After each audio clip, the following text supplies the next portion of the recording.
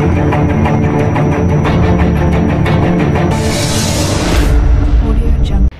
to meet you all. Physics le நாம இன்னைக்கு பார்க்க போறது அளவீட்டியல், மெஷர்மெண்ட்ஸ்.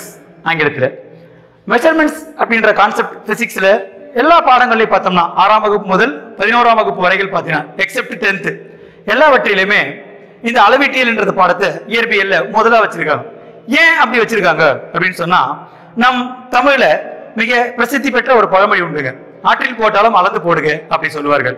அப்போ அளவீட்டியல் என்பது தொன்று தொட்டே நமக்கு புரிந்து மனித நாகரிக வளர்ச்சி எடுத்து பார்த்தோம்னா கூட அளவீடு என்பது மிக முக்கியத்துவம் வாய்ந்ததாக கருதப்படுகிறது. அப்ப அறிவியல்ல அளவீட்டியல் என்பது இயற்பியல்ல முதல் பிரிவு நம்ம பாக்குறோங்க. இப்போ மெஷர்மெண்ட்ஸ் அப்படின்னா என்ன? சயின்ஸோட எல்லா பிரான்ச்சஸுக்கும் மெஷர்மெண்ட்ஸ் இஸ் மோர் எசென்சியல். அறிவியலுடைய அனைத்து பிரிவுகளிலும் பார்த்தோம்னா இந்த அளவீட்டியல் என்பது ரொம்ப ரொம்ப அடிப்படை வாய்ந்ததாக கருதப்படுகிறது. அதுல நம்ம அளவீடுகள் அப்படின்னு சொன்னோம்னா மெஷர்மெண்ட்ஸ் இருக்கு. 2 டைப்பா பிரிக்கலாம். அடிப்படை அளவுகள், இன் இங்கிலீஷ் ஃபண்டமெண்டல் குவான்டிட்டிஸ். அதுக்கடுத்து வழி அளவுகள், இன் இங்கிலீஷ் டெரிவ்ட் குவான்டிட்டிஸ் அப்படி சொல்றாங்க. இப்ப அடிப்படை அளவுகள் சொன்னா அதை எப்படி வகைப்படுத்திருக்காங்க அப்படின்னா, 7 அடிப்படை அளவுகள் உலக அளவுல ஏற்றுக்கொள்ளப்பட்டதாக கருதப்படுகிறது. There are 7 fundamental quantities. ஓகேங்களா, பிசிக்ஸ்ல இருக்குங்க. இதுல ஃபர்ஸ்ட் பார்த்தோம்னா நீளம், நிறை, காலம். இது மூன்றையும் தான் உலக நாடுகள் முழுவதும் பன்னாட்டு அளவு முறையில நம்ம பார்க்க போறோம். FBS ஒன்று சொல்லுவாங்க, CGS ஒன்று சொல்லுவாங்க, MKS ஒன்று சொல்லுவாங்க. இதுல எப்படி கான்செப்ட் நம்ம எடுத்துக்கிறோம்? இது லென்த் குறிக்கும், இது பிரெத் குறிக்கும், இது லென்த் குறிக்கும், இது மாஸ் குறிக்கும், இது டைம் குறிக்கும். நீளம், நிறை, காலம் இது மூன்றையும் இது குறிக்கும். அப்போ FBS என்பது ஆங்கிலேயர்கள் பயன்படுத்திய பழைய முறை. அதாவது நீளத்தை வந்து ஃபீட் என்று சொல்வார்கள், அதாவது அடி. நிறைய சொல்லும்போது பவுண்டுன்னு சொல்றாங்க, தட் இஸ் மாஸ், பவுண்ட். காலத்தை சொல்லும்போது செகண்ட் சொல்றாங்க, காலத்தை சொல்லும்போது வினாடி அப்படி சொல்றாங்க. இது ஆங்கிலேயர் பின்பற்றிய முறை. தற்போது மெட்ரிக் முறை என்று சொல்லக்கூடிய SI அலகு முறை பாத்தீங்கன்னா CGS ஒன்று, MKS ஒன்று. இது ரெண்டுமே நம்ம என்ன சொல்றோம்? மெட்ரிக் முறைகள் அப்படின்னு சொல்றாங்க. தட் இஸ் நீளத்தை வந்து சென்டிமீட்டர் சொல்லணும், நிறைய வந்து கிராம்ல சொல்லணும், காலத்தை வந்து நம்ம செகண்ட்ல சொல்றாங்க. சோ சென்டிமீட்டர், கிராம், செகண்ட் இங்க வரங்க. இதுதான் நம்ம நவீனமா இப்ப பயன்படுத்துற SI அலகு முறை என்று சொல்லக்கூடியதுங்க. SI அலகு முறை, அதாவது MKS அப்படி சொன்னீங்கன்னா மீட்டர், கிலோகிராம், செகண்ட். சோ இது நீளத்தின் அலகு, கிலோகிராம் நிறையினுடைய அலகு, செகண்ட் காலத்தின் அலகு. ஓகேங்களா, இது SI அலகு முறை. இந்த SI அலகு முறைன்றது எந்த மொழியிலிருந்து வந்ததுங்க அப்படின்னு பாத்தீங்கன்னா, சிஸ்டமே இன்டர்நேஷனல் என்ற பிரெஞ்சு வார்த்தையிலிருந்து தெரிவு பண்ணாங்க. இது ஒரு French word. What is the SI name? which language பாத்தீங்கன்னா பிரெஞ்சு நேம். சிஸ்டமே இன்டர்நேஷனல் என்ற வார்த்தையிலிருந்து வந்ததுதான் இந்த SI அளவீடுகள் என்பது. இப்போ நம்ம நீளம், நிறை, காலம் அப்படி பார்த்துட்டோம். ஓகேங்களா, இதுதான் FBS முறை ஒன்று சொல்லுவோம், CGS ஒன்று சொல்லுவோம், MKS ஒன்று சொல்லுவோம். FBS எடுத்துக்கிட்டோம்னா ஃபீட், பவுண்ட், செகண்ட். CGS சொன்னோம்னா சென்டிமீட்டர், கிராம், செகண்ட். இங்க MKS மெத்தட் சொன்னோம்னா மீட்டர், கிலோகிராம், செகண்ட். இதுதான் SI அலகுன்னு சொல்றோம். தட் இஸ் சிஸ்டமே இன்டர்நேஷனல் அப்படி சொல்றாங்க. ஓகே, இப்போ இந்த நீளம், நிறை, காலம் அடுத்தது பாத்தீங்கன்னா வெப்பநிலை. வெப்பநிலையுடைய அலகுன்னு சொன்னோம்னா கெல்வின் சொல்லுவாங்க, கெல்வின். அடுத்து மின்னோட்டம், வெப்பநிலை in English temperature, it's SI unit is kelvin. அடுத்து மின்னோட்டங்க, எலக்ட்ரிசிட்டி என்னுடைய அலகு பாத்தீங்கன்னா ampere. In English it is also called ampere, capital A. அப்புறம் பொருளின் அளவு, ஒரு பொருள் இருக்கிற துகள்கள் அல்லது மூலக்கூறுகள் இல்ல அணுக்கள், இதை சொல்றது பேர் தான் பொருளின் அளவுன்னு சொல்றோம். இதனுடைய அலகு வந்து மோல். ஓகேங்களா, மோல். இதுல வந்து ஒளிச்செறிவு, லுமினஸ் இன்டென்சிட்டி என்று சொல்வார்கள் ஆங்கிலத்தில், ஒளிச்செறிவு. இதனுடைய அலகு வந்து கேண்டிலா. இப்ப இதை பத்தி ஒவ்வொன்றுக்கும் நம்ம தனித்தனியா இங்க படிக்க போறோம். இப்ப நீளம் அப்படி எடுத்துட்டோம்னு சொன்னோம்னா, இதனுடைய அலகு சாதாரணமா நம்ம ஒரு இடத்தை அளக்கிறோம்னு சொன்னா மீட்டர் கோல் கொண்டு அளப்பார்கள். எனவே நீளத்தினுடைய SI அலகு மீட்டர், அவ்வளவுதாங்க. இப்போ நீளத்தினுடைய சிறிய அலகுகள் பார்க்கிறோம், மீட்டர் அப்படி சொல்றோம். நீளத்தினுடைய மிகப்பெரிய அலகுகள் பார்க்க போறோம், மிகப்பெரிய தொலைவுகளை அளப்பது. நீளம் என்பது தொலைவுகளை அளக்கிற 2 பாயிண்ட் பிட்வீன் டிஸ்டன்ஸ் நம்ம நீளம் அப்படின்னு கூப்பிடலாம். ஓகேங்களா, அப்போ மிகப்பெரிய அளவுகள் அப்படின்னு சொன்னா வானியல் அலகுன்னு ஒன்று இருக்குங்க, அஸ்ட்ரானமல் யூனிட். வானியல் அலகு என்பது இருக்குதுங்க. ஒரு வானியல் அலகு அப்படின்றது எதுக்கு பயன்படுது அப்படி பாத்தீங்கன்னா, இது புவியோட மையம், புவியோட மையம். இது சூரியனோட மையம், சன்னோட சென்டர். இவைகளுக்கு இடைப்பட்ட தொலைவை சராசரி தொலைவு என்று சொல்வார்கள். இவைகளுக்கு இடைப்பட்ட சராசரி தொலைவு, the average distance between earth center and sun's center is called astronomical unit. இதுதான் astronomical unit என்று சொல்லணும். வானியல் தொலைவு அப்படின்னு சொல்றோம். சூரியனுக்கும் புவிக்கும் சூரியனுக்கும் புவிக்கும் இடைப்பட்ட இந்த மைய தொலைவு தான் நம்ம என்ன சொல்றோம், astronomical unit அப்படின்னு சொல்றாங்க. இந்த astronomical unit அப்படி நம்ம சொன்னோம்னா, ஒரு astronomical unit என்றது 1.496 into 10 to the power of 11 மீட்டருங்க. 10 to the power of 11 metre. இதைத்தான் நம்ம என்ன சொல்றோம், ஒரு astronomical unit அப்படின்னு சொல்றாங்க. ஓகேங்களா? அப்போ அந்த astronomical unitன்றது சூரியனோட மையத்துக்கும் புவியோட மையத்துக்கும் இடையே உள்ள தொலைவை பற்றி குறிப்பிடக்கூடியது ஆகும் அப்படின்னு சொல்றாங்க. ஓகேங்களா? இப்போ நாம இந்த SI யூனிட் நம்ம சொன்னோம், பிரெஞ்சு வேர்ட்ல இருந்து வந்தோம் அப்படின்னு சொன்னோம்.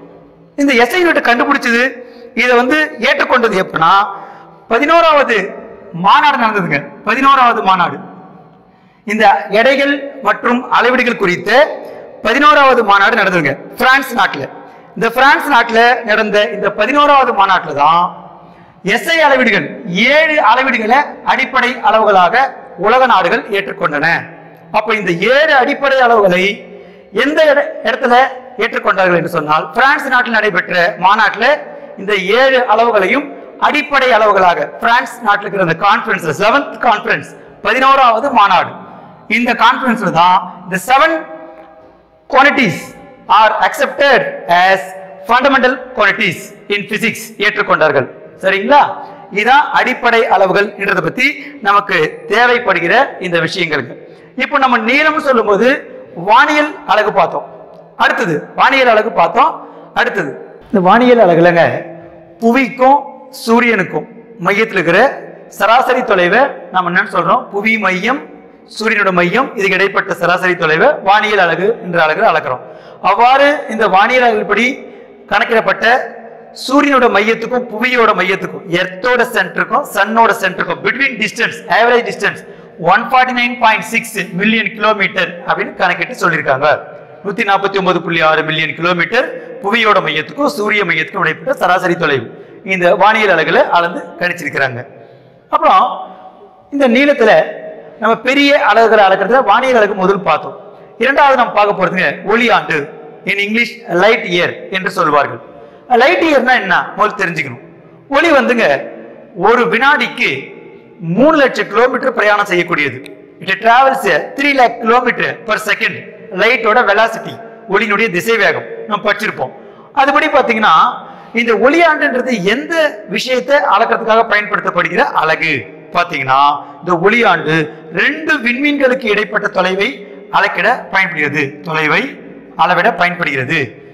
2 ஸ்டார்ஸ்க்கு பிட்வீன் டிஸ்டன்ஸை மெஷர் பண்றதுக்கு இந்த ஒளியாண்டு லைட் இயர் என்ற விஷயம் பயன்படுதுங்க.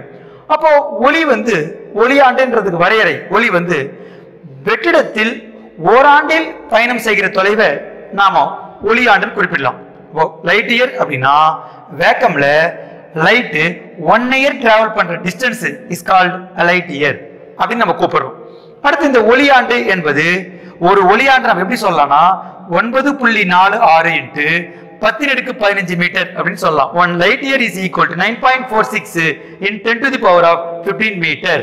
இப்போ இந்த ஒளியாண்டின் படி கணக்கிடப்பட்டது பாத்தீங்கன்னா, பூமிக்கு அருகாமையில் இருக்கிற நட்சத்திரம், எர்த்துக்கு நீரர்ல இருக்கிற ஒரு ஸ்டார் அப்படின்னு பாத்தீங்கன்னா ஆல்பா சென்டாரி அப்படின்னு சொல்லுவாங்க. இது எர்த் கிட்ட இருந்து 4.367 லைட் இயர் டிஸ்டன்ஸ்ல இருக்குது. பூமியிலிருந்து 4.367 ஒளியாண்டு தொலைவில் இந்த ஆல்பா சென்டாரி என்ற இந்த விண்மீன் இருக்குங்க. இதுவே சூரியன் கிட்ட இருந்து பார்த்தோம்னா, சன் கிட்ட இருந்து பார்த்தோம்னா 1.34 விண்ணியல் ஆரம் தொலைவில் இருக்குது. விண்ணியல் ஆரம் படிக்க போறோம், அடுத்து படிக்க போறோம். இந்த சூரியன் கிட்ட இருந்து 1.34 விண்ணியல் ஆரம் தொலைவில் இந்த பூமிக்கு அருகாமையான நட்சத்திரம் ஆல்பா சென்டாரி இருக்குங்க. அடுத்து பாத்தீங்கன்னா சூரிய குடும்பத்துக்கு அருகாமையில் இருக்கிற நட்சத்திரம் சோலார் ஃபேமிலிக்கு நியரர்ல இருக்கிற ஸ்டார் பார்த்தோம்னா பிராக்சிமா சென்டாரி, ஆங்கிலத்தில் பிராக்சிமா சென்டாரி அப்படி சொல்லுவாங்க. இது வந்து 4.24 அப்படி இல்லைன்னா 4.22 சில புத்தகங்களை கொடுத்திருப்பாங்க. லைட் இயர் டிஸ்டன்ஸ்ல இருக்குங்க. சூரிய குடும்பத்துக்கு அருகாமையில் இருக்கிற நட்சத்திரம் அப்படின்னா பிராக்சிமா சென்டாரி. இது 4.24 அல்லது 4.22 ஒளியாண்டு தொலைவில் உள்ளது.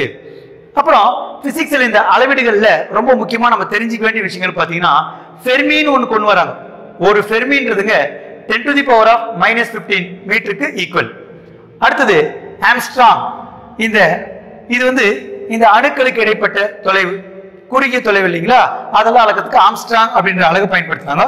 10⁻⁻10 மீட்டர் ஒரு ஆம்ஸ்ட்ராங்ன்றதுங்க. அடுத்தது நேனோமீட்டர். இதெல்லாம் நம்ம மொபைல் போன்ல அதெல்லாம் பார்க்குறோம். அந்த நேனோ அப்படின்ற ஒரு விஷயம் பயன்படுத்துவாங்க. அப்போ ஒரு நேனோமீட்டர் என்பது 10⁻⁻9 செகண்ட் -9 மீட்டருக்கு ஈக்குவல். அடுத்தது ஒரு மைக்ரோமீட்டருங்க. ஒரு மைக்ரோமீட்டர் என்பது 10⁻⁻6 மீட்டருக்கு ஈக்குவல். அடுத்து பார்த்தோம்னா ஒரு மில்லிமீட்டர். ஒரு மில்லிமீட்டர் என்பது 10⁻⁻3 மீட்டருக்கு ஈக்குவலுங்க. அடுத்து சென்டிமீட்டர். ஒரு சென்டிமீட்டர் என்பது 10⁻⁻2 மீட்டருக்கு ஈக்குவல். இப்போ நம்ம விண்ணியல் ஆரம் ஒரு விஷயத்தை படிச்சோம். இந்த விண்ணியல் ஆரம் அப்படின்றது எங்க சார் பயன்படுத்துறாங்க அப்படின்னு பாத்தீங்கன்னா இந்த சூரிய குடும்பத்துக்கு வெளியே இருக்கிற விண்மீன்களை பார்க்கறதுக்கு இந்த விண்ணியல் ஆரம் என்ற ஒரு அலகை வந்து நம்ம பயன்படுத்துறாங்க. விண்ணியல் ஆரம் என்பது இந்த சூரிய குடும்பத்துக்கு வெளியில் இருக்கிற விண்மீன்களுடைய தொலைவை கண்டுபிடிக்கிறதுக்காக இந்த சோலார் ஃபேமிலிக்கு அபார்ட்ல இருக்கிற இந்த ஸ்டார்ஸோட டிஸ்டன்ஸை கால்குலேட் பண்றதுக்கு இந்த விண்ணியல் ஆரம் அப்படின்றத பயன்படுத்துறாங்க. இந்த நாம இரவு நேரங்கள்ல நம்ம வானத்துல நட்சத்திரம் பார்ப்போம். இந்த நட்சத்திரம் எல்லாமே, இந்த விண்மீன்கள் எல்லாமே சுமார் 500 விண்ணியல் ஆரம் தொலைவில் இருக்குது. இந்த 500 விண்ணியல் ஆரம் தொலைவில் இருக்கிற நட்சத்திரம் தான் நம் கண்களுக்கு இரவுல புலப்படும். இது நமக்கு விசிபிலிட்டி இருக்கு அந்த ஸ்டார்ஸ்னா கண்டிப்பா அது 500 விண்ணியல் ஆரம் தூரத்துல தான் இருக்க முடியுங்க. இதுதான் இந்த விண்ணியல் ஆரம் நம்ம தெரிஞ்சுக்க வேண்டியதுங்க. அப்ப விண்ணியல் ஆரம் என்பது சூரிய குடும்பத்துக்கு வெளியே இருக்கிற விண்மீன்களுடைய தொலைவை கணக்கிட பயன்படுற ஒரு அளவு. அப்போ நீளம் பாத்தீங்கன்னா நம்ம புவியில் இங்க இருக்கிற விஷயங்களை கண்டுபிடிக்கிறதுக்கு நீளத்தினுடைய அலகு மீட்டர்னு படிக்கிறோம். ஆனால் வானியல்ல போயிட்டோம்னா, நம்ம ஸ்பேஸ்ல போயிட்டோம்னா வானியல் அலகுன்னு ஒண்ணு பார்த்தோம், அதுக்கு அடுத்து ஒளியாண்டு பார்த்தோம், அதுக்கு அடுத்து விண்ணியல் ஆரம் அப்படின்றது பாக்குறாங்க. ஓகேங்களா? நெக்ஸ்ட் அடுத்து நம்ம அடிப்படை அளவுகள்ல பார்க்க போற டாபிக் நிறை. நிறையினுடைய எஸ்ஐ அலகு கிலோகிராம் அப்படின்னு சொல்லுவாங்க. மாஸ் எஸ்ஐ யூனிட் வந்து கிலோகிராம். இப்போ நிறைனா என்ன மீனிங்? ஃபார் எக்ஸாம்பிள் ஒரு ஸ்டூடெண்ட் கையில புத்தகத்தை வச்சிருக்காருங்க, புக் வச்சிருக்காரு. அதுல நிறைய பேஜஸ் இருக்கு. இப்போ இந்த புவியிலும் அந்த பேஜஸ் அப்படியே இருக்கும். சப்போஸ் அந்த புத்தகத்துக்கு ஸ்பேஸ் கொண்டு போறாங்க அப்படின்னு சொன்னா அங்க போனாலும் அந்த பேஜஸ் அப்படியே இருக்கும். இதுதாங்க நிறை, இதுதான் மாஸ். அப்போ மாஸ்ன்றது இந்த யூனிவர்ஸ் ஃபுல்லாவே மாறாத ஒன்று. நிறை என்பது அண்டத்தில் எங்கும் மாறாதது. அப்போ நிறைனா என்ன? What is mean by mass அப்படி பாத்தீங்கன்னா ஒரு பொருளில் உள்ள பருப்பொருளின் அளவு. வாட் இஸ் மாஸ் அப்படின்னு பாத்தீங்கன்னா the quantity of particles in a substance. ஒரு பொருள் இருக்கிற துகள்கள், அதை தான் நம்ம என்ன சொல்றோம்? நிறைன்னு சொல்றோம். இப்போ இந்த நிறையினுடைய அலகு கிலோகிராம் பாத்துங்க.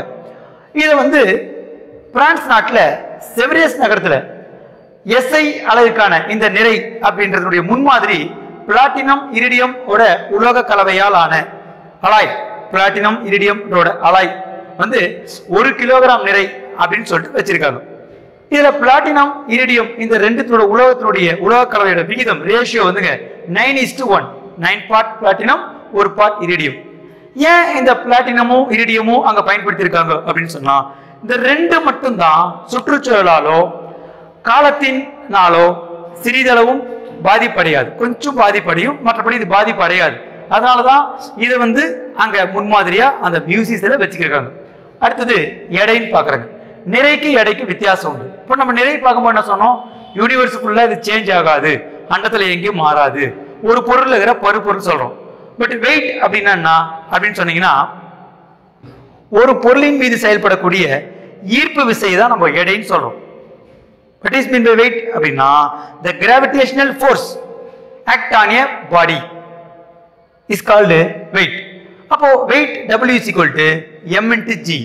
M for mass, g for earth ஓட gravitational forceங்க. புவியீர்ப்பு முடுக்கம்னு சொல்லுவாங்க. The gravitational acceleration of earth 9.8 meter per second square என்பது. அப்ப இதை கொண்டு நம்ம என்ன பண்ணலாம், எடையை வரையறுக்கலாம். அப்ப W is equal to mg என்ற ஃபார்முலா எடையை வரையறுக்கலாம். இப்போ நிறை நம்ம சொன்னோம் அண்டத்தில் எங்கும் மாறாதது, யூனிவர்ஸ் ஃபுல்லா இட் இஸ் நாட் சேஞ்ச் அப்படின்னு சொல்றோம். ஆனா எடை என்பது இடத்துக்கு இடம் மாறுபடுங்க. இப்போ ஃபார் எக்ஸாம்பிள் பூமியில 36 கிலோ வெயிட் ஒருத்தருக்காரு அப்படின்னு சொன்னா நிலவிலோட எடை என்ன அப்படின்னு சொன்னா 6 கிலோகிராம்ங்க. ஏன் இந்த 36 கிலோகிராம் இங்க 6 கிலோகிராம் சொல்றேன்னு சொன்னா எர்த்தோட கிராவிடேஷனல் எவ்வளவோ, கிராவிடேஷனல் ஃபோர்ஸ் எவ்வளவோ அது போல 1/6 தான் அங்க இருக்குங்க நிலவுல. அப்ப இங்க 36 கிலோ இருக்கிற ஒருத்தர் நிலவுல 6 கிலோகிராம் தான் எடை இருப்பாரு. சரிங்களா? அப்போ அடுத்தது 1 மில்லிலிட்டர் நீரினுடைய நிறை 1 கிராம், 1 ml வாட்டரோட மாஸ் வந்து 1 கிராம், 1 கிராம். அதுவே 1 லிட்டர் நீரினுடைய நிறை 1 லிட்டர் வாட்டரோட மாஸ் வந்து 1 கிலோகிராம் அப்படி வச்சிருக்குங்க. அடுத்து நம்ம பார்க்க போறது நிறையில மிகச்சிறிய அலகு. நிறை நம்ம சொல்றதுல பெரிய விஷயம் சொல்றோம். மிகச்சிறிய அலகுன்னு பாத்தீங்கன்னா அணு நிறை அலகு, in English atomic mass unit அப்படி சொல்லுவாங்க. அப்போ ஒரு அட்டாமிக் மாஸ் யூனிட் அப்படின்னா ஒரு அணு நிறை அலகு என்பது என்னன்னா கார்பன் 12 அணுவோட 1/12 மடங்கு. இதுதான் அட்டாமிக் மாஸ் யூனிட் அப்படின்னு சொல்லிட்டு வரையறுத்துக்கிறாங்க. சரி, இந்த அட்டாமிக் மாஸ் யூனிட் நம்ம எந்த ஃபீல்டில் யூஸ் பண்ண போறோம் அப்படின்னு சொன்னா அணு நம்ம கேள்விப்பட்டிருப்போம். இந்த வார்த்தையில இந்த வேர்டு வருதுங்க, ப்ரிஃபிக்ஸ் வேர்டு, முதல் வார்த்தை அணு, அட்டாமிக் அப்படின்னு சொன்னா இந்த ஆட்டம்ல இருக்கிற புரோட்டானு, நியூட்ரானு, எலக்ட்ரான் இதனுடைய நிறைகளை கணக்கிடுறதுக்கு இந்த அட்டாமிக் மாஸ் யூனிட் அப்படின்ற ஒரு அலகு பயன்படுகிறது. சோ இந்த அட்டாமிக் மாஸ் யூனிட் அப்படின்ற ஒரு இந்த யூனிட் வந்து எதுக்கு யூஸ் ஆகுது சார்னா to calculate the mass of the protons, neutrons, electrons present in an atom அப்படி பாக்குறேங்க. ஓகேங்களா? ஓகேங்களா? நெக்ஸ்ட் அடுத்து பார்க்க போறது, அடுத்து நம்ம பார்க்க போறதுங்க அடிப்படை அளவுல காலம். காலம் அப்படின்னு சொன்னா அவருடைய எஸ்ஐ அலகு வந்து வினாடி. It's SI unit is second டைமுக்கு. சரி, ஒரு வினாடின்றது எப்படி வரையறை செய்யலாம்? ஒரு வினாடி என்பதை எப்படி வரையறை செய்யலாம்னா ஒளியானது 29,97,92,458 மீட்டர் டிராவல் பண்ணுச்சுன்னா, இவ்வளோ டிஸ்டன்ஸ் ஒளி கடந்ததுன்னா அந்த தொலைவை நாம் ஒரு வினாடி அப்படின்னு குறிப்பிடலாம். அப்போ ஒளி 29,97,92,458 மீட்டர் டிராவல் பண்ணுச்சுன்னா அதை நம்ம ஒரு செகண்ட் அப்படின்னு குறிப்பிடலாங்க.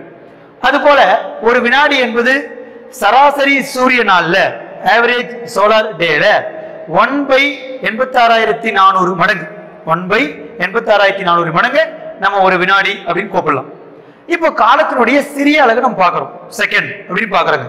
அடுத்தது காலத்தினோட பெரிய அலகு அப்படி பார்த்தோம்னா லார்ஜஸ்ட் யூனிட் ஆஃப் டைம் பார்த்தோம்னா மில்லினியம் அப்படின்னு சொல்லுவாங்க. மில்லினியம் என்பது காலத்தினோட பெரிய அளவு. அப்போ ஒரு மில்லினியம் என்பது 3.16 in 10⁻⁹ செகண்டுக்கு equal. 1 millennium is equal to 3.16 into 10⁻⁹ seconds. அடுத்தது 1 இயருக்கு எவ்வளவு செகண்ட், ஒரு ஆண்டு நம்ம செகண்ட்ல சொல்லணும் அப்படின்னு சொன்னோம்னா 3.153 into 10⁻⁷ செகண்ட். ஒரு ஆண்டுக்கு இவ்வளவு செகண்ட்ஸ் இருக்குதுங்க ஒரு ஆண்டுக்கு. அடுத்தது காலத்தினோட குறைந்த நடைமுறை அலகு. காலத்தினோட குறைந்த நடைமுறை அலகுன்னு பார்த்தோம்னா ஷேக் என்று சொல்லுவார்கள். அப்போ ஷேக் என்பது காலத்தோட குறைந்த நடைமுறை அலகு. அப்போ ஒரு ஷேக்ன்றது செகண்ட்ல சொல்லணும். ஏன்னா நம்ம எஸ்ஐ யூனிட் சொல்லும் போது எல்லாத்தையுமே நம்ம செகண்ட்ல சொல்லலாங்க, வினாடியில சொல்லணும். அப்படின்னா 1 ஷேக் இஸ் ஈக்குவல் டு 10⁻⁻8 செகண்ட். அடுத்து நெக்ஸ்ட் இந்த அடிப்படை அளவில் இந்த 3 பார்த்துட்டுங்க, நீளம், நிறை, காலம். அடுத்து வெப்பநிலை, டெம்பரேச்சர். இப்போ டெம்பரேச்சர்னா என்னங்க அப்படின்னு பார்த்தோம்னா ஒரு பொருளோட ஹாட்னஸையோ கோல்டையோ சொல்றது டெம்பரேச்சர். வெப்பம் அல்லது குளிர்ச்சியை பற்றி சொல்வது வெப்பநிலை. இப்போ வெப்பம் அப்படின்னா என்ன பண்ணலாம்? வெப்பம் அப்படின்னா என்ன நம்ம எங்கே படிச்சிருப்போம், வெப்பம் 6ஆம் வகுப்புலேயே வருது அந்த பாடம். ஹீட்ன்றது ஒரு வகை எனர்ஜி, சூரியன்கிட்ட இருந்து பெறக்கூடிய வெப்ப ஆற்றலை நாம் பல வகையில பயன்படுத்திக்கிறோம். மின் ஆற்றலா பயன்படுத்திக்கிறோம், வெப்ப சுழற்சிகளில் பயன்படுத்துகிறோம், சோலாரில் பயன்படுத்துகிறோம், ஸோ சோலார் அடுப்பில் பயன்படுத்துகிறோம். அப்போ இந்த வெப்பம் என்பது 3 வகைகளில் பரவுதுங்க. நாம் படிச்சிருப்போம். வெப்ப கடத்தல் ஒரு முறை இருக்குது, 3 முறைகளில் பரவும். 2வது வெப்ப சலனம் இருக்குது, 3வது வெப்ப கதிர்வீசல் ஒன்று இருக்குது. இப்போ வெப்பம் கடத்தல் என்பது எங்க நடக்குது? திடப்பொருள் நடக்குங்க, படிச்சிருப்போம். வெப்ப சலனம் என்பது எங்க? திரவ மற்றும் வாயுக்கள் நடந்தது. வெப்ப கதிர்வீச்சு என்பது வெற்றிடத்திலையும் நடக்கும். அப்ப இந்த 3 முறைகள்ல வெப்பம் பரவுது. இந்த வெப்பத்தினோட அலகு, வெப்பநிலையினுடைய அலகு கெல்வின். சரி, 0 கெல்வின் என்பது என்ன அப்படின்னு பார்த்தோம்னா தனிச்சுழி வெப்பநிலை. 0 கெல்வின் என்பது தனிச்சுழி வெப்பநிலை. அடுத்தது நீரின் முப்புள்ளி அப்படின்னு சொன்னோம்னா நிறைவுற்ற நீராவி, தூய நீர், உருகும் பனிக்கட்டி, இவை எல்லாம் சமநிலையில் உள்ள வெப்பநிலை தான் நீரின் முப்புள்ளின்னு சொல்றாங்க. ட்ரிபிள் பாயிண்ட் ஆஃப் வாட்டர் அப்படின்னு சொன்னோம்னா saturated vapour, pure water, melting ice, இது எல்லாமே ஈக்குவல் டெம்பரேச்சர் இருந்துச்சுன்னா அதை நம்ம என்னன்னு சொல்லலாம்? ட்ரிபிள் பாயிண்ட் ஆஃப் வாட்டர் சொல்லலாம், நீரின் முப்புள்ளின்னு சொல்லாங்க. இப்போ மனித உடலுடைய சராசரி வெப்பநிலை நம்ம பார்த்தோம்னா செல்சியஸ் சொன்னோம்னா 37 டிகிரி செல்சியஸ் அப்படி சொல்லுவாங்க. சம்டைம்ஸ் சில இடங்கள்ல 36.9 டிகிரி செல்சியஸ் அப்படின்னு பயன்படுத்துவாங்க. இதே நம்ம ஃபாரன்ஹீட்ல சொன்னோம்னா 98.6 டிகிரி ஃபாரன்ஹீட் மனித உடலுடைய சராசரி வெப்பநிலைங்க. ஓகேங்களா? நெக்ஸ்ட் நம்ம பார்க்க போறது மின்னோட்டம், எலக்ட்ரிசிட்டி அப்படின்னா என்ன? இப்போ எல்லா உலோகங்களும் மின்சாரத்தை கடத்தும், நாம் படிச்சிருக்கிறோம். அப்போ இது ஒரு கண்டக்டர், இது ஒரு கடத்தி. இந்த கடத்தி வழியே மின்னூட்டம் பாயும் அளவுதான் மின்னோட்டங்க. So the flow of charge throughout a conductor is called electricity. இப்போ இந்த சார்ஜ்னு ஒரு வேர்ட் யூஸ் பண்றோம் இல்லைங்களா? தமிழ்ல மின்னூட்டம். மின்னோட்டம் என்று சொன்னால் ஆங்கிலத்தில் குறியீடா நம்ம ஐன்னு சொல்லுவாங்க. மின்னூட்டம் அப்படின்னு சொன்னோம்னா in English charge, so இந்த குறியீடு நம்ம Qன்னு சொல்லுவாங்க. மின்னோட்டத்தினுடைய SI அலகு ஆம்பியர், SI யூனிட் வந்து ஆம்பியருங்க. மின்னூட்டத்தினுடைய SI அலகு கூலும் அப்படின்னு சொல்லுவாங்க. கூலும், கூலும் என்னுடைய SI யூனிட். இப்போ I என்பது மின்னோட்டம், ஜஸ்ட் நவ நம்ம படிச்சோம். That is equal to Q by T. Q னா மின்னூட்டம், by T னா காலம். So Q is called charge by time. ஓகேங்களா? மின்னூட்டத்தை நம்ம கூலும் என்ற அலகுல அளக்கிறோம். அப்போ ஒரு ஆம்பியர், இப்ப மின்னோட்டத்தின் அலகு ஆம்பியர்னு படிச்சுங்க. ஒரு ஆம்பியருக்கு டெஃபினிஷன் என்ன? ஒரு ஆம்பியருக்கு டெஃபினிஷன் என்ன அப்படின்னா ஒரு கண்டக்டர்ல ஒரு கடத்தியில ஒரு கூலும் மின்னூட்டம், ஒரு கூலும் மின்னூட்டம், 1 கூலும் சார்ஜ் ஒரு வினாடி காலத்தில் செல்லுமேயானால் அம்மின்னோட்டத்தின் அளவை நம்ம ஒரு ஆம்பியர்னு சொல்லலாம்.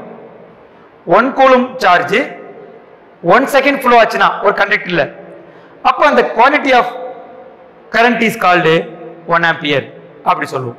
ஃபார் எக்ஸாம்பிள் 10 கூலும் மின்னூட்டம் 5 வினாடிகள்ல ஒரு கடத்தி வழியா போகுதுன்னா அந்த மின்னோட்டத்துடைய அளவு யாதுன்னு கேட்டாங்கன்னா மேக்ஸ்ல I is equal to formula படிச்சிருக்கோம், Q by T ஃபார்முலா. அப்போ 10 கூலும் by 5 செகண்ட். இதை சிம்பிளிஃபை பண்ணாங்களா? 5 1s are 5, 5 2s are 10, so 2 ampere. அளவோட சொல்லலாங்க, ஆம்பியர். இதுதான் மின்னோட்டம் அப்படின்ற இந்த அடிப்படை அளவு நம்ம சொல்றாங்க. இது வந்து 5th. அடுத்து நம்ம போக போறதுங்க பொருளின் அளவு. பொருளின் அளவு அப்படின்னு சொன்னாங்கன்னா ஒரு பொருள்ல இருக்கிற துகள்களோட எண்ணிக்கையை நம்ம பொருளின் அளவு சொல்லலாம். ஃபார் எக்ஸாம்பிள் நம்மகிட்ட ஒரு சாக் பீஸ் இருக்குது. அந்த சாக் பீஸ்ன்றது இட் மேட் பை பார்ட்டிகல்ஸ், துகள்கள் ஆக்கப்பட்டவை. எனவே பொருளின் அளவு என்பது அதுல இருக்கிற துகள்களோட எண்ணிக்கையை வச்சு நம்ம பொருளின் அளவு என்ற வார்த்தையை வரையறுக்கலாங்க. ஓகேங்களா?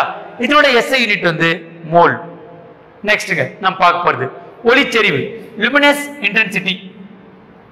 இப்போ ஒளிச்செறிவு அப்படின்னா என்ன? ஒளியோட கான்சென்ட்ரேஷன், ஒளியோட அடர்த்தி, இதை நம்ம ஒளி செறிவுன்னு சொல்றாங்க. இந்த லுமினஸ் என்ற வேர்டு வந்து லூமன் அப்படின்ற ஒரு லத்தீன் வார்த்தையிலிருந்து பெறப்பட்டதுங்க. லூமன் அப்படின்ற ஒரு லத்தீன் வார்த்தை. லூமன் அப்படின்ற லத்தீன் வார்த்தைக்கு என்ன மீனிங் அப்படின்னா எமிட்டிங் லைட் என்று பெயர். ஒளியை உமிழ்தல் என்றால் இது பேர் லூமன் அப்படின்ற தீன் வார்த்தையில் வந்ததுங்க. This is luminous intensity, ஒளிச்செறிவு. இந்த ஒளிச்செறிவை நம்ம அளக்கிறோம். ஒளியினுடைய செறிவை அளக்கிறதுக்கு நம்மளுக்கு luminous intensity மீட்டர் அப்படின்ற ஒரு கருவி பயன்படுதுங்க. luminous intensity மீட்டர், ஒளிச்செறிவு மானி தமிழ்ல. ஒளியை அளவிடக்கூடிய, ஒளிச்செறிவை அளவிடக்கூடிய கருவி ஒளிச்செறிவு மானி அப்படின்னு சொல்றாங்க. நெக்ஸ்ட் ஒளிப்பாயம். ஒளிப்பாயம்னா என்ன அப்படின்னு சொன்னா ஒளி உணரப்பட்ட திறன் ஒளிப்பாயம் ஆகும். இதோட SI யூனிட் பாத்தீங்கன்னா லியூமன். அடுத்து நம்ம பார்க்க போறதுங்க அடிப்படை அளவு 7 முடிச்சிட்டோம். அடுத்து வழி அளவுகள் பார்க்கறோம். In English derived quantities. இப்போ வழி அளவுகள் சொன்னா மொத்தம் 22 வழி அளவுகள் நம்ம படிச்சிருக்கிறோம் இருக்குங்க. அதை நம்ம பார்க்க போறது ஒரு 10 இப்ப பார்க்கறோம். என்னன்னா பரப்பு. இது வழி அளவுகள் அப்படின்ற ஒரு பேர் ஏன் வந்து டெரிவ்டு குவான்டிட்டிஸ் ஏன் வந்தது அப்படின்னு சொன்னா அடிப்படை அளவுகள் கிட்ட இருந்து இது எல்லாம் தருவிக்கப்பட்டவை. They are derived from fundamental quantities, so that they are called derived quantities. இவைகள் அடிப்படை அளவிலிருந்து பெறப்பட்ட காரணத்தினால் நம்ம என்ன சொல்றோம், இது வழி அளவுகள் சொல்றோம். அதுல பரப்பு ஏரியா அப்படின்னு பார்த்தோம்னா நீளம் இன்ட்டு அகலம் ஃபார்முலா நம்ம படிச்சிருப்போம், மேக்ஸ்ல வந்திருக்கு. அப்ப நீளம்ன்றது அது ஒரு அளவை குறிக்குது, ஸோ அதோடைய அலகு மீட்டர். அகலம்ன்றதும் அது ஒரு டிஸ்டன்ஸ் குறிக்குது, தொலைவு குறிக்குது, அதுவும் metre. So metre into metre, metre square. சரியா போச்சு, என்னுடைய அலகு. அடுத்துங்க பருமன், வேல்யூம் அப்படின்னு சொன்னா இது நம்ம என்னென்ன எடுத்துப்போம், என்னென்ன பெருக்கு போனாக்கா நீளம், அகலம், உயரம், லென்த், பிரெத், ஹைட். ஸோ இது எல்லாமே தொலைவுகளை குறிக்கிற வார்த்தைகள் என்பதால் எஸ்ஐகளுக்கு தொலைவு குறிக்கிறதுல நம்ம என்ன சொல்றோம், மீட்டர் மீட்டர் மீட்டர் என்பது மீட்டர் கியூப் அப்படி வருங்க. அதர்வைஸ் கியூபிக் மீட்டர் அப்படின்னு சொல்லலாம், கன மீட்டர் என்று கூறலாம். அடுத்தது அடர்த்தி, டென்சிட்டி அப்படின்னு சொன்னா நிறை பை பருமன், mass by volume is called density. So mass அப்படின்னு சொன்னா என்னுடைய அலகு கிலோகிராம், வேல்யூம் நம்ம இப்பதான் படிச்சோம் metre cube. So kilogram per metre cube. இந்த மீட்டர் கியூப் மேல போச்சுன்னா பவர் நெகட்டிவ் ஆயிடுங்க. இப்போ மீட்டர் கியூப். அடுத்து திசை வேகம், வெலாசிட்டி. அப்போ திசை வேகம்னா என்ன சார், பொருள் அடைந்த இடப்பெயர்ச்சி பை காலம், இதுதான் திசை வேகம். The displacement by the body with respect of time is called velocity. So இதனோட யூனிட் அப்படி பார்த்தோம்னா மீட்டர் பர் செகண்ட் அப்படி சொல்றோம், மீட்டர் பர் செகண்ட். அடுத்தது உந்தம், மொமெண்டம் ஆஃப் த பாடி, நிறை பெருக்கல் திசை வேகம், இதான் உந்தம். இப்போ மாஸ் இன்ட்டு வெலாசிட்டி. அப்போ மாஸ் அப்படின்னா கிலோகிராம், வெலாசிட்டின்றதுக்கு நம்ம ஏற்கனவே படிச்சோம், அதனுடைய unit metre per second. So kilogram metre per second, இதான் உந்தத்துக்கான எஸ்ஐ அலகு. அடுத்து பார்த்தோம்னா பரப்பு இழுவிசை, சர்ஃபேஸ் டென்ஷன்.